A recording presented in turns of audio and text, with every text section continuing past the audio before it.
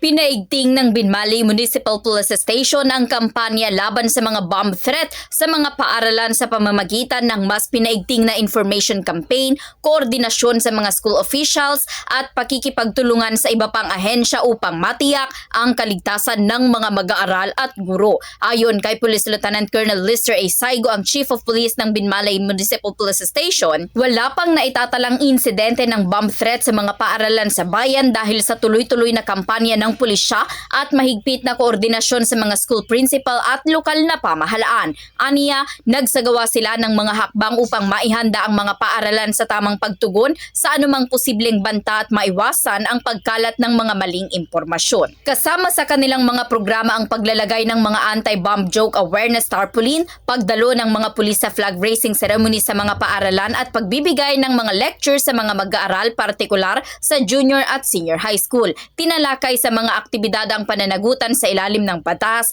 ang epekto ng bomb threat sa seguridad ng paaralan at ang kahalagahan ng responsableng paggamit ng social media. Nakikipag-ugnayan din ang Binmaley PNP sa Anti-Cybercrime Unit upang matukoy ang mga posibleng nasa likod ng mga banta na maaaring kumalat sa online platforms. Ipinaliwanag din ni Police Lieutenant Colonel Saigo na mayroon ng nakahandang protocol at proseso ang kanilang himpilan upang agad na marespondehan ang anumang ulat ng bomb threat. Hinikayat din niya ang mga mag-aaral, magulang at paaralan na agad ipagbigay alam sa pinakamalapit na himpilan ng pulisya ang anumang natatanggap o nakikitang banta sa halip na ikalat ito sa social media upang maiwasan ang panik at mapadali ang pagresponde ng mga autoridad. Binigyang diin ng Binmaley PNP na ang patuloy na pagpapalawak ng kamalayan ng publiko at ang pakikipagtulungan ng mga paaralan, magulang at komunidad ang susi upang mapanatiling ligtas at mapayapa ang mga learning institutions sa bayan ng Binmaley. Pagdating naman po dyan sa mga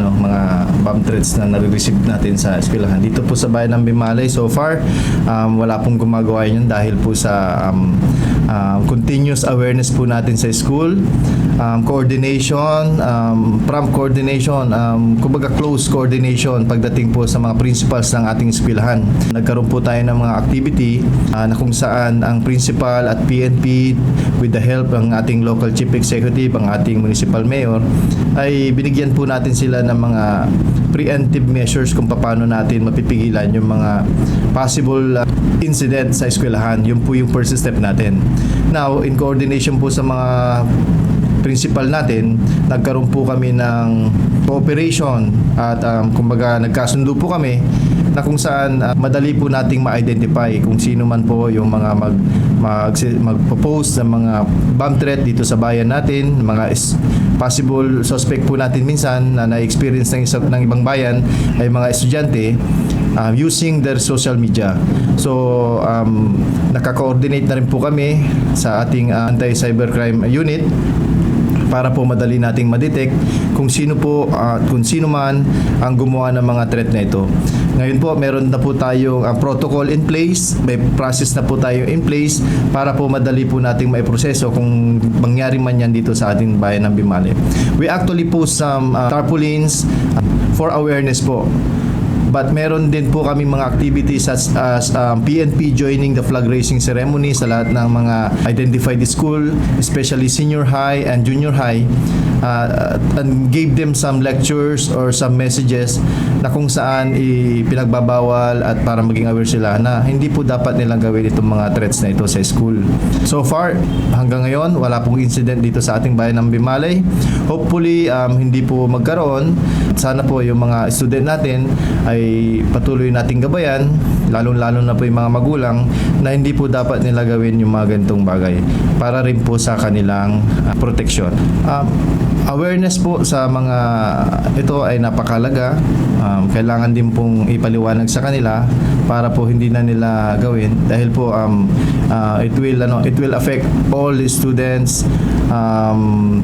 Of course, yung safety and security ng public natin pag may mga ganitong instances. That's why kailangan ipaalam talaga sa mga estudyante kung ano yung mga pros and don'ts and consequences ng kanilang ginagawa.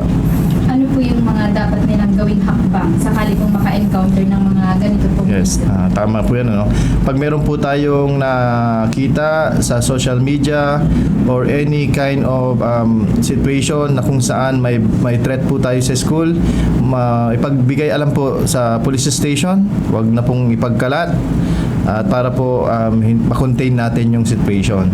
At the same time, meron po tayo mga task force na kailangan i-activate para po tuloy-tuloy po yung pag-stop, totally ma-contain yung situation at mabigyan kagad natin ng safety and security kung saang area man ito